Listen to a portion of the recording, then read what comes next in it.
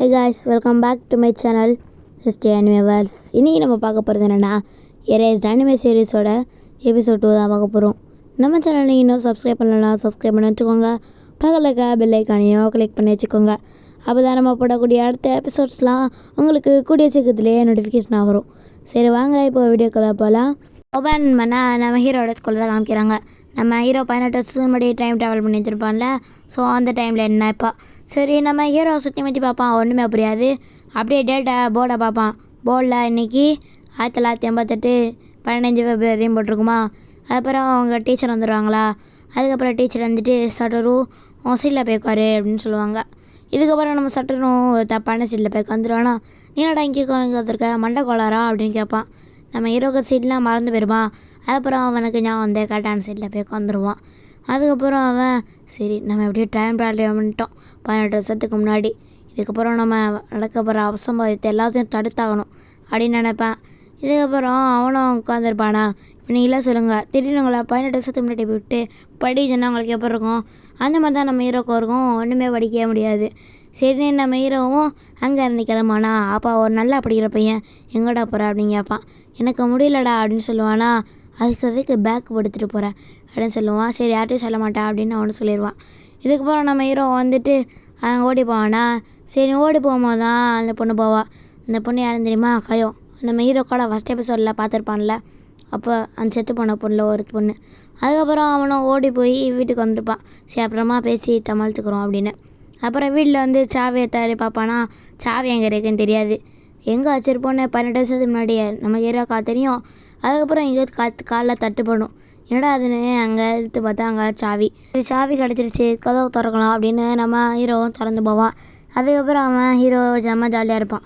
ஏன்னா அவன் வீடு முன்னாடி இந்த மாதிரி அப்படியே அழகாக இருக்குமா. அவன் அப்படியே வாயப்பழந்துட்டு பார்த்துருப்பான்.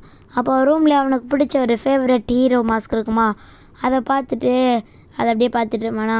அதுக்கப்புறம் அவங்க அம்மா எடுத்து போனதை பற்றி அவன் யோசிச்சு பார்ப்பான். அதுக்கப்புறம் அவனும் அந்த மாஸ்க்கை பார்த்துக்கிட்டே இருப்பானா. அந்த மாஸ்கோடே அவன் படுத்து தூங்கிடுவானா. அதுக்கப்புறம் அவங்க அம்மாவும் வேலையிலேருந்து வந்திருப்பாங்கள்ல. அவனை ஏறி போட்டு ஏன் இப்போ இங்கே வந்து படுத்து கிடக்க அப்படின்னு கேட்பாங்க.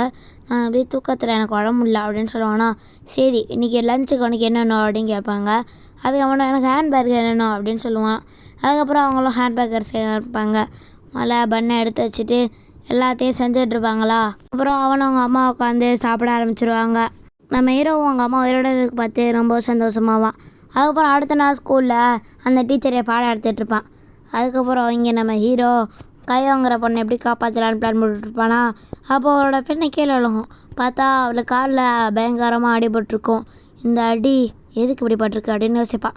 அதுக்கப்புறம் கொனையை கழிச்சு நான் அவங்ககிட்ட ஃப்ரெண்ட் ஆகலாமா அப்படின்னு கேட்குறதுக்காண்டி நம்ம ஹீரோவும் கையோ கிட்டே போயிருப்பான். கையாவோ நான் ஃப்ரெண்டாக இருக்க விரும்புவேன்னு நினைக்கிறியா அப்படின்னு கேட்பாளா. இவன் என்ன பேசிகிட்டு இருக்கா அவனும் புரியல அப்படின்னு அவன் நினப்பான். சரி நான் ஃப்ரெண்டாக இருக்கேன், அப்போ நீ எனக்கு ஒன்று பண்ணணும், என்னை ப்ரொடெக்ட் பண்ணணும் அப்படின்னு சொல்லுவான். சரி எப்படின்னு கேட்டால் ஒருத்தரை நீ கொல்லணும் அப்படின்னு சொல்லுவானா. நம்ம ஹீரோக்கெல்லாம் தூக்கி வாரி போட்டுருவோம். இதே ஒருத்தனை கொல்லணுமா அப்படின்னு நம்ம ஹீரோ சமசாக்கா இருப்பானா.